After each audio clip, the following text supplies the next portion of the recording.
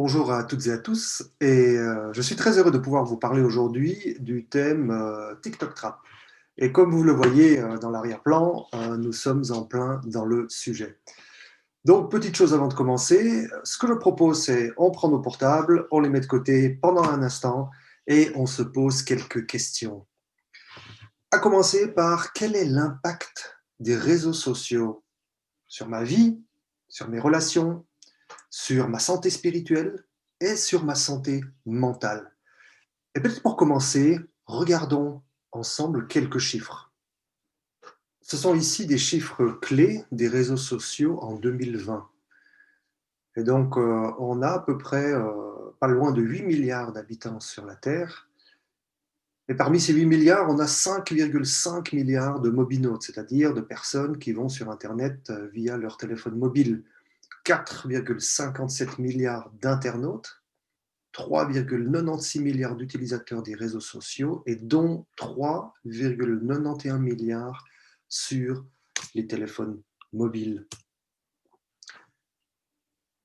Il y a un top des 20 plateformes les plus utilisées en 2020 qui a été aussi fait. Là, quelques plateformes les plus utilisées. On a bien sûr Facebook en premier avec 2,7 milliards d'utilisateurs actifs. Et pas mal d'autres qu'on connaît, YouTube, WhatsApp, Messenger, etc., Insta, TikTok. Donc on voit qu'on a quand même une consommation qui est vraiment énorme.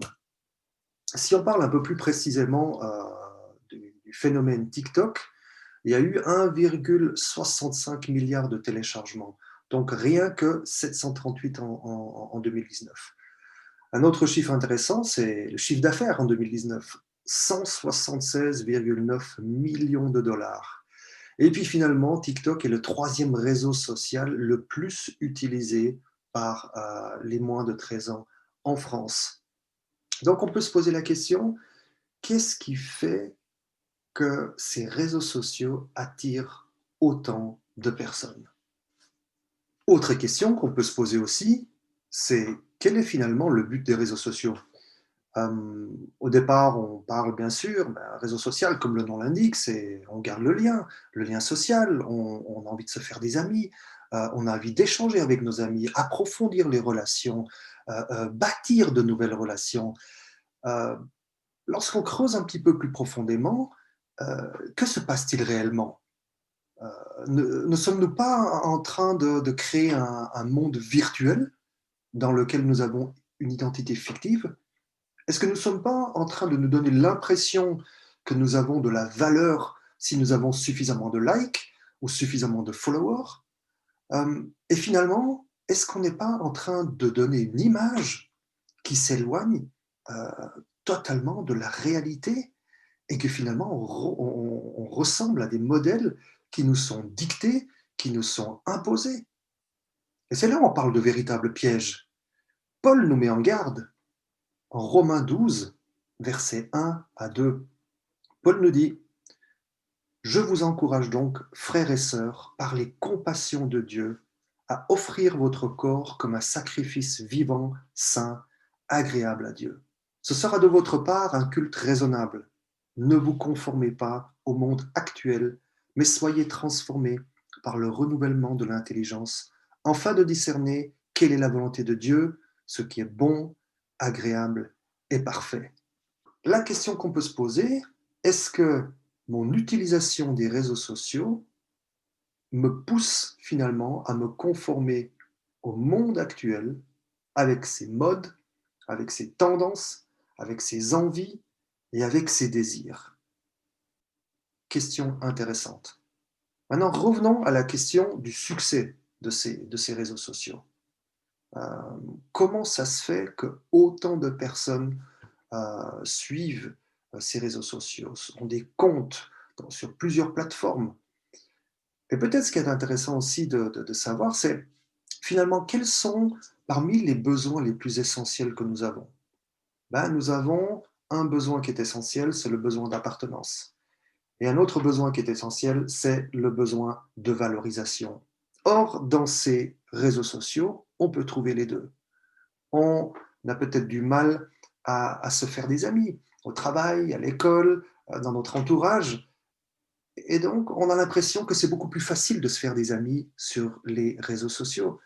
Il est parfois difficile d'être valorisé, de se sentir aimé, de se sentir ouais, je suis quelqu'un de bien. Et donc, on court après des likes, on court après un nombre d'abonnés pour se donner l'impression qu'on est quelqu'un de bien, qu'on est quelqu'un qui est aimé. Mais on sait très bien que ce sentiment de bien-être ne dure qu'un petit instant et on a envie de reproduire ce sentiment de bien-être.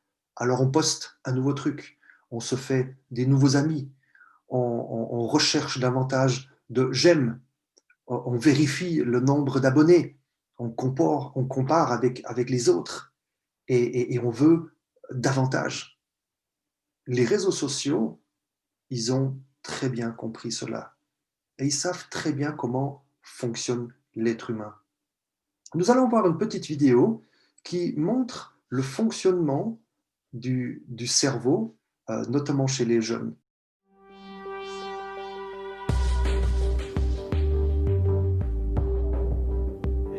Bonjour, je vais vous faire la démonstration du cerveau de Daniel Siegel.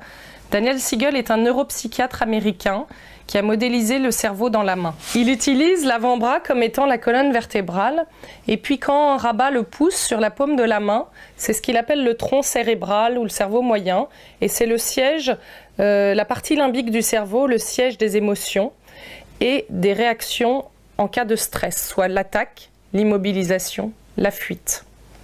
C'est la partie qui régule aussi toutes les fonctions automatiques comme la respiration, la digestion et toutes les émotions.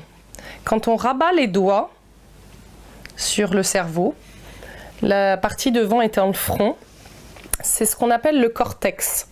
Le cortex, c'est la partie du cerveau qui permet de raisonner, de penser, de décider.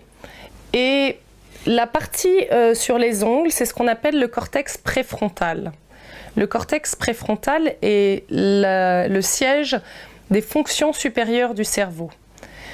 Le cortex préfrontal permet la régulation des émotions, permet la moralité, la prise de décision, l'organisation, la logique.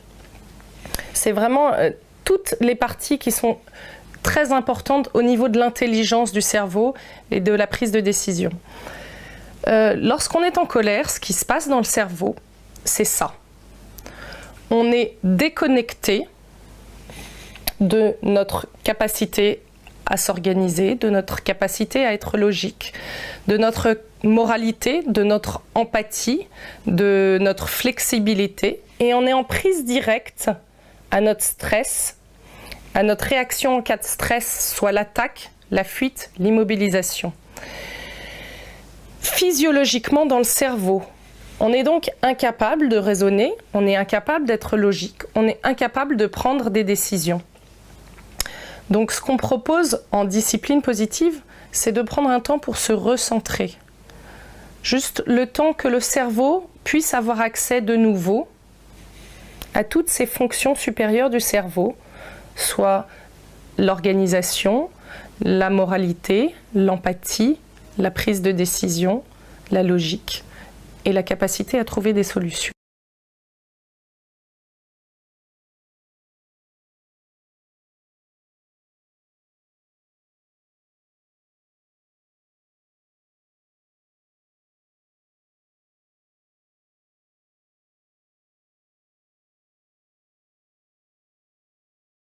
Enfin, pour les adolescents, il a été démontré scientifiquement que les connexions neuronales ne sont pas terminées.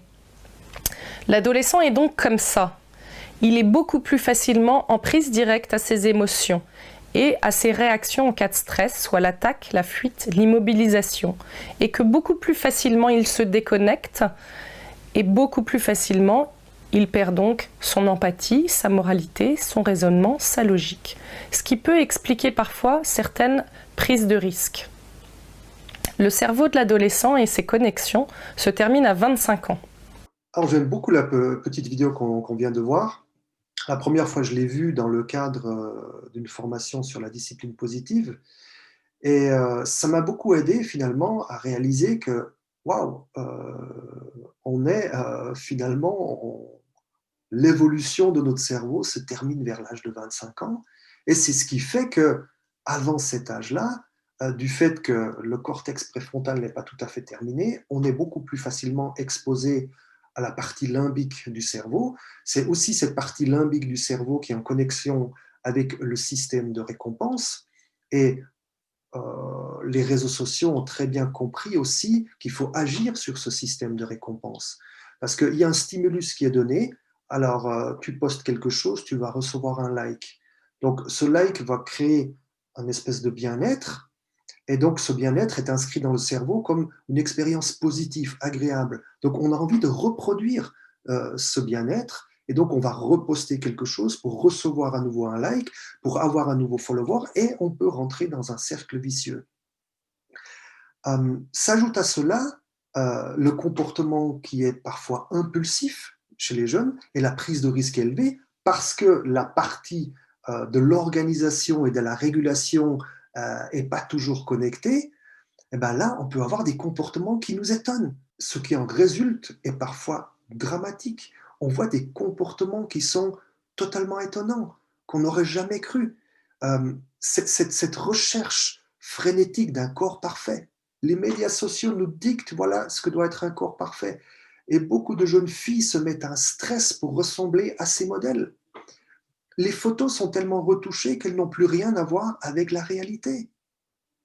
Euh, et on voit de plus en plus de photos ou de clips de filles plus jeunes et toujours plus dénudées. Parce qu'il faut trouver un moyen pour avoir plus de likes. La consommation d'images et de films pornographiques grandit de jour en jour, et c'est des gens de plus en plus jeunes qui ont accès. On a des encouragements à relever des défis insensés. Et là, on touche à l'impulsivité et puis au comportement déraisonné. Il y a des instructions sur les réseaux sociaux de comment s'automutiler, voire se suicider. Au Japon, en Suisse et aux États-Unis, des études ont démontré ces 10 dernières années que l'augmentation du taux de suicide chez les 13-17 ans était en lien étroit avec une consommation élevée des réseaux sociaux. On sait aujourd'hui que si on passe plus de 5 à 7 heures sur les réseaux sociaux, on a plus de 60% de chances de développer une dépression qui peut, dans les cas graves, mener au suicide. Donc, on est loin, et très très loin du but initial, qui était garder le lien, se faire des amis, échanger, bâtir des relations. Jean nous le dit en Jean 15, nous ne sommes pas du monde, mais nous vivons dans le monde. Donc le but, c'est pas de se couper du monde, mais de vivre dans ce monde avec une identité qui ne vient pas de ce que les médias sociaux nous dictent, mais notre identité doit venir de Christ. Galates 5, verset 1 nous dit, c'est pour la liberté que Christ nous a affranchis. Tenez donc ferme dans cette liberté et ne vous placez pas de nouveau sous la contrainte d'un esclavage. Lorsque nous sommes devenus chrétiens, Christ nous a franchis, nos péchés ont été pardonnés, on a été libérés de cet esclavage. Et donc le but, c'est pas de se soumettre de nouveau à une autre contrainte, parce que ça peut devenir une forme d'esclavage. Et donc j'aimerais qu'on se pose sincèrement la question, suis-je sous l'emprise des médias sociaux? Ai-je une utilisation problématique des écrans? Aujourd'hui, l'utilisation des écrans, en gros, on est entre 5 et 7 heures par jour en France. En France, en moyenne, on consulte 2716 fois son téléphone portable, 2 fois par minute. Les études qui le disent. Est-ce que j'ai une utilisation problématique avec les écrans? Suis-je dépendant de mon smartphone? Que se passe-t-il si j'ai oublié mon téléphone? Waouh, je fais demi-tour, je ne peux pas vivre une journée sans mon téléphone. Avez-vous déjà essayé de laisser votre smartphone dans le tiroir toute une journée, tout un week-end? Et forcément, lorsqu'on parle de temps, le temps qu'on passe sur ces médias sociaux, sur nos téléphones, sur nos écrans, forcément, il faut se poser la question, mais combien de temps passons-nous à nous nourrir spirituellement? Il n'est pas étonnant que nos comportements, nos attitudes, nos réactions ressemblent à ce que nous voyons sur les réseaux sociaux si nous passons autant de temps sur ces plateformes. Et donc la solution est finalement très simple. Si on veut ressembler plus à Jésus, il est primordial de passer plus de temps avec lui, de passer plus de temps avec des gens qui veulent l'imiter. Parfois on se dit « Ah là, mais j'ai pas la foi, j'ai pas assez de foi ». La foi vient de ce qu'on entend, et ce qu'on entend vient de la parole de Dieu. Romains 10, 17. Passons plus de temps dans les choses qui sont essentielles. Dans ma formation sur la santé mentale, nous avons abordé les addictions. Donc on parle en général. Ça peut être la drogue, ça peut être l'alcool, ça peut être les jeux, Internet, les médias sociaux. Et il y a 4 questions qu'on peut se poser pour savoir est-ce que je ne serais pas sous l'emprise d'une addiction ou est-ce que j'ai peut-être une utilisation problématique de la drogue, de l'alcool, des jeux ou, dans notre cas précis, des médias sociaux. Alors voici les questions que vous pouvez vous poser. Première question, est-ce que mon utilisation des médias sociaux a une influence négative sur ma santé? Par exemple, est-ce que j'ai une perte ou une augmentation du sommeil? Est-ce que j'ai une perte ou une augmentation de l'appétit?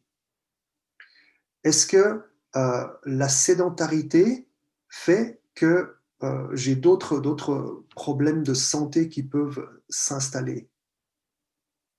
Premier domaine, est-ce que ma santé est touchée? Deuxième question, est-ce que mon utilisation des médias sociaux me coupe des relations ou crée des problèmes dans mes relations? Est-ce que je suis plus en contact avec des amis que je ne connais pas au lieu de rencontrer mes véritables amis? Les frères et sœurs dans l'église, la famille, le voisinage. Deuxième domaine, est-ce que mes relations sont perturbées? Troisième question, est-ce que mon utilisation des médias sociaux perturbe mes études, mon travail? J'arrive en retard, je suis fatigué, parce que je suis tout le temps sur les réseaux sociaux. J'arrive pas à me concentrer, j'arrive pas à être plus de 10 minutes sans jeter un œil sur mon portable. J'ai l'impression que ça sert à rien.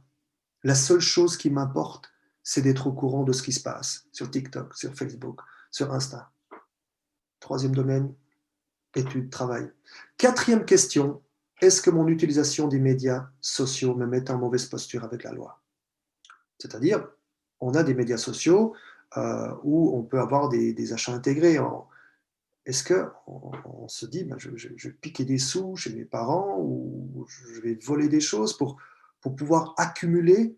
Pour les personnes qui sont plus âgées, ça peut arriver que je ne paye plus mes factures parce que je suis tellement pris dans les réseaux sociaux. J'oublie de payer mes factures, je reçois des rappels, je peux perdre un logement.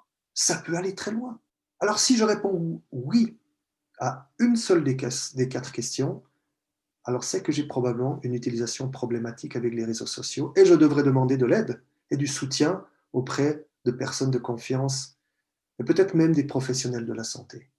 Alors le but, c'est de pas tout arrêter. Le but, c'est pas de dire on va s'enfermer, on va se protéger, on va se déconnecter, on va balancer les ordinateurs, les téléphones et les tablettes. Le but, c'est pas ça, mais c'est d'apprendre à avoir une utilisation raisonnée et d'utiliser les réseaux sociaux plutôt pour promouvoir notre foi, comme c'est le cas pour Paris, Lyon et Genève. Il y a beaucoup de jeunes et je suis impressionné et inspiré par ces jeunes qui ont le courage de s'afficher, de se filmer et de défendre leur foi, d'encourager les gens à se connecter à Dieu, à mieux connaître Dieu. Et moi, je trouve ça exceptionnel. Et je vous tire mon chapeau parce que vous êtes courageux, parce que vous allez à contre-courant. Allez voir sur Instagram, Magic Paris, Lions in Lyon, Lemon Light. C'est vraiment fabuleux. Donc, le message que je veux délivrer aujourd'hui, ce n'est pas un message catastrophé, mais c'est un message d'alerte. un message d'alerte, attention aux pièges des réseaux sociaux. Et rappelons-nous que nous ne devons pas nous conformer au monde présent, mais être transformés par Dieu. Rappelons-nous que nous vivons dans le monde, mais nous ne sommes pas du monde. Et rappelons-nous que Jésus nous a affranchis pour être libres. Et finalement, deux de nos besoins essentiels, le besoin d'appartenance et le besoin de valorisation, on doit le trouver auprès de Dieu, auprès de Jésus, auprès des gens qui sont dans notre entourage et qui partagent notre foi. Et finalement, notre valeur ne dépend pas du nombre de likes ou de followers que nous avons. Mais comme le dit Luc, en Luc 10, 20, réjouissons-nous de ce que nos noms sont inscrits dans les cieux. Merci d'avoir écouté. Je vous souhaite un excellent week-end.